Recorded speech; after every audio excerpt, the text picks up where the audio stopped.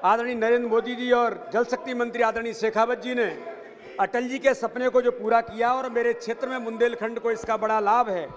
मैं माननीय मंत्री जी से जानना चाहता हूं कि कैन बेतवा लिंक परियोजना के अंतर्गत दोदन बांध के संबंध में विस्थापन की कार्य योजना में क्या प्रगति हुई है।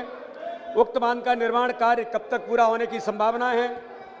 क्या सरकार ने छतरपुर जिले के जो 10 गांव में रहने वाले लोग हैं उनके पुनर्वास की योजना की जो तैयार की गई है उसके अंतर्गत उक्त मानता नहरों के निर्माण का जो डूबने वाले हैं उसकी क्या योजना बनी है।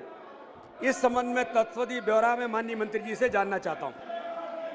माननीय अध्यक्ष महोदय, मैं माननीय सदस्य का धन्यवाद ज्ञापित करना चाहता हूं कि उन्होंने देश के लिए बहुप्रतीक्षित नदियों को जोड़कर सरप्लस बेसिस से डेफिसिट बेसिन में पानी ट्रांसफ़र करने का जो संकल्प देश के सामने स्वर्गीय पूर्व प्रधानमंत्री अटल बिहारी वाजपेयी जी ने रखा था, माननीय नरेंद्र मोदी जी के नेतृत्व में वो सपना अब साकार होने की दिशा में आगे बढ़ा है।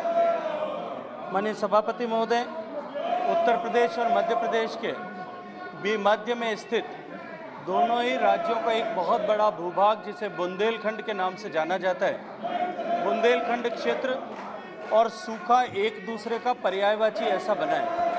बुंदेलखंड के 62 लाख लोगों को पेयजल मिल सके, वहाँ 2 लाख हेक्टेयर ज़मीन की सिंचाई हो सके और साथ ही साथ में वहाँ भूगर्भ के जल का पुनर्भरण हो सके, इस लक्ष्य के साथ में केन और बेतवा नदियों को जोड़ने का के लिए दोनों राज्य सरकार, उत्तर प्रदेश, मध्य प्रदेश और भारत सरकार के बीच में ट्राइपार्टाइट एग्रीमेंट सुशासन दिवस के दिन हुआ है।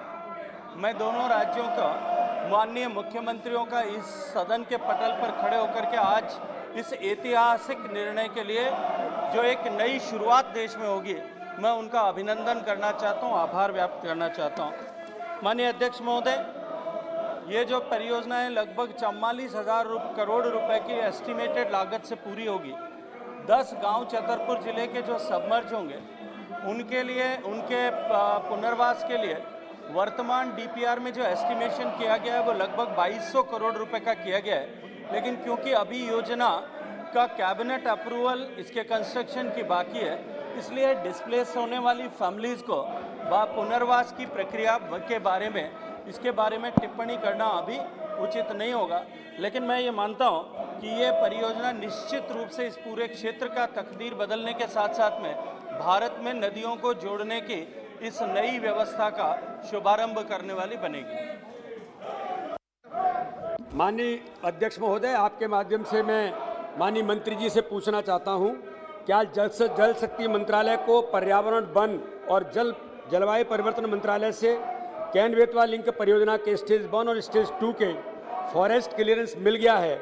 अगर नहीं मिला है तो इसके बारे में क्या प्रयास किए जा रहे हैं? दूसरा, मैं माननीय मंत्री जी से जानना चाहता हूं कि मेरे इसी संसदीय क्षेत्र में पन्ना जिले के अंदर इस कैन बेतवा परियोजना के कारण पन्ना भी इससे प्रभावित होगा। डूब क्षेत्र में भी 10 से 12 गांव आ रहे हैं, तो पन्ना जिले के लिए भी सिंचाई की परियोजना में क्या लिफ्ट इरिगेशन के माध्यम से पन्ना को इसकी सुविधा मिलेगी? इसके बारे में सरकार की क्या योजना है, मैं माननीय मंत्री जी से जानना चाहता हूँ। माननीय अध्यक्ष महोदय, जहाँ तक एनवायरनमेंट क्लियरेंस का प्रश्न है, स्टेज 1 की एनवायरनमेंट क्लियरेंस जो है केन बेतवा परियोजना के लिए प्राप्त की जा चुकी है। स्टेज 2 की एनवायरनमेंट क्लियरेंस के लिए जो वाइल्ड लाइफ क्लियरेंस है उसके लिए wild life institute of India ने पूरा एक इंटीग्रेटेड मैनेजमेंट प्लान जो है वो बना लिया है और वो प्लान जो है वो MOEF के साथ में शेयर किया है। मुझे विश्वास है कि आने वाले कुछ ही दिनों में स्टेज 2 की क्लियरेंस भी मिल जाएगी।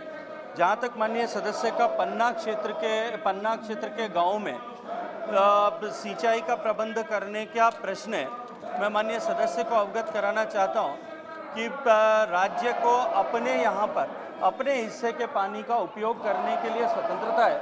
वो राज्य यदि अपने अनुकूल, अपने यहाँ की परिस्थितियों के अनुकूल अपने मध्य प्रदेश अपने हिस्से के पानी को पन्ना में ले जाना चाहता है तो निश्चित रूप से उसमें भारत सरकार को निश्चित रूप से उसमें प्रसन्नता ही। दोस्तों, अगर हमारे वीडियो आपको पसंद आ रहे हैं तो लाइक, शेयर और सब्सक्राइब जरूर करें।